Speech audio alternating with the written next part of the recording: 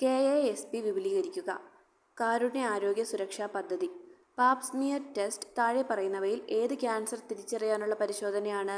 ഗർഭാശയമുഖ അർബുദം.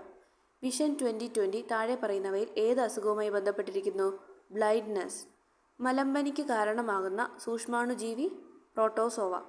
ലോഹങ്ങളുടെ ക്രിയാശീല ശ്രേണിയുമായി ബന്ധപ്പെട്ട ചുവടെ കൊടുത്തിരിക്കുന്ന പ്രസ്താവനകളിൽ തെറ്റായ പ്രസ്താവന ഏതാണ്? ക്രിയാശീല ശ്രേണിയിൽ മുകളിൽ നിന്ന് താഴേക്ക് വരുന്തോറും ലോഹങ്ങളുടെ ക്രിയാശീലം കൂടി വരുന്നു.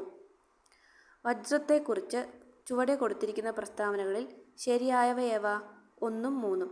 കാർബണിൻ്റെ ഏറ്റവും കാഠിന്യമുള്ള രൂപാന്തരമാണ് വജ്രം. വജ്രത്തിന് ഉയർന്ന താപചാലകതയുണ്ട്.